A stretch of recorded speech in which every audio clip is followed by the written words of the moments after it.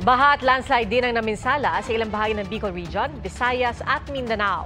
Sa Iloilo, gumuho ang bahagi ng isang bahay sa lakas ng ulan at damay ang kalapit na footbridge. Saksi si John Sala ng GMA Regional TV. Bunsod na pag-uulan sa Teresa Rizal, lumakas ang ragasan ng tubig sa ilog na ito. Mahirapan ang pagdaan ng masasakyan sa binahang kalsada. Pareho rin ang sitwasyon sa bayan ng Morong. Binahari ng ilang bahagi ng Naga City sa Camarines Sur. Ang isang lalaki napilitan ng itulak ang kanyang motor sa gitna ng baha. Nabulabog naman ang isang pamilya sa barangay Buga sa Leon, Iloilo nang gumuho ang kanilang bahay dahil sa lakas ng ulan. Nagkatras gini kami, diya kamera, probay. Lagbong, ho, iron. Jagi kami sa gwae, tingin na bantayan ng mga gadya mo. Grabe ang tubig. Damay rin ang isang footbridge na malapit lang sa kanilang bahay. 6 na pamilya ang apektado sa barangay.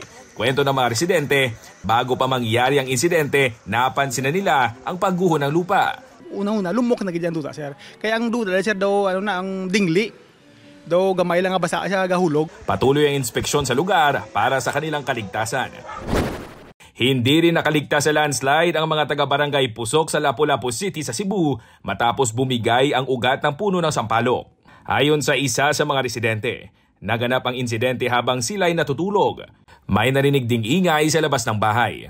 Siguro agad ko nakabarog nga. Nahunlak na dayon siya. Padung diri sa kwarto. Ang mga bato ug ang mga lapok gikan sa babaw. Salamat na lang yung taon ko nga ako naigo. Wala pa mang baha. Dama na rin ang sama ng panahon sa Tagbilaran, Bohol dahil sa pag-uulan. Sa Cotabato, nakasandal na lang sa kanyang tiyahin ang 20 taong gulang na lalaking yan matapos matamaan ng bumagsak na puno. Sakto sa ulo ng rider na walang suot-suot na helmet, tumama ang puno.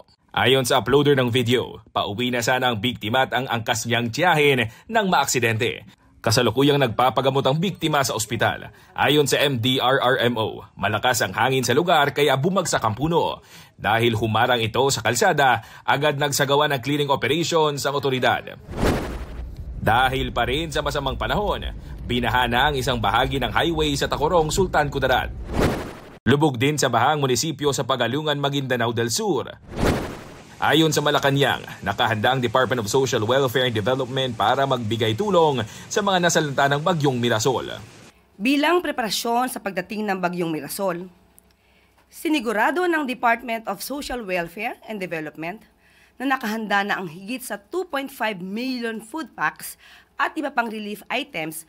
Para sa GMA Integrated News, ako si John Sala ng GMA Regional TV, ang inyong saksi.